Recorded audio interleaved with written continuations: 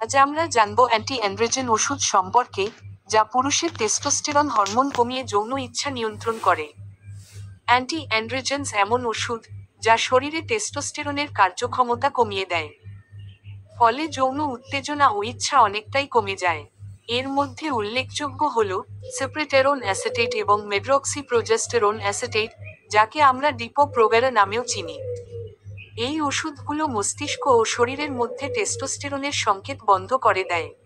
এর ফলে যৌন ইচ্ছা, লিবিডো এবং উত্তেজনা প্রায় বন্ধ হয়ে যায়। এগুলো সাধারণত ব্যবহার করা হয় অতিরিক্ত যৌন উত্তেজনা নিয়ন্ত্রণে। তবে এর বেশ কিছু পার্শ্বপ্রতিক্রিয়া আছে, যেমন যৌনশক্তি স্থায়ীভাবে কমে যাওয়া, হাড় ভেঙে যাওয়ার ঝুঁকি, পেশি দুর্বল হয়ে যাওয়া, ডিপ্রেশন, প্রসাবের সময় রক্তক্ষরণ, প্রসাবের রাস্তার জ্বালাপোড়া, এমনকি মৃত্যুর ঝুঁকিও থাকতে পারে। যৌনশক্তি যেহেতু আল্লাহর সৃষ্টি, তাই এটি ওষুধ মাধ্যমে কমানোর পর পুনরায় এটিকে সঠিক করার কোন ওষুধ এখন পর্যন্ত তৈরি হয়নি।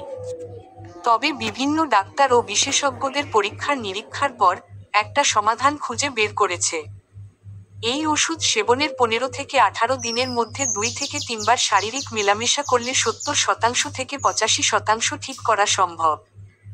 কারণ নারীর গোপনাঙ্গে থাকা তরল পদার্থ শারীরিক মেলামেশার ফলে পুরুষের গোপন অঙ্গ ছিদ্র দিয়ে প্রবেশ করে, যার মাধ্যমে এই ওষুধের কার্যক্ষমতা কমিয়ে দেয় এবং এই ক্ষতি থেকে বাঁচা যায়। বেশি বেশি শারীরিক মেলামেশা ও হস্তমৈথুনের মাধ্যমে পুরুষাঙ্গ থেকে বীর্য বের করতে হবে, যেন ওষুধের প্রতিক্রিয়া কমে যায়।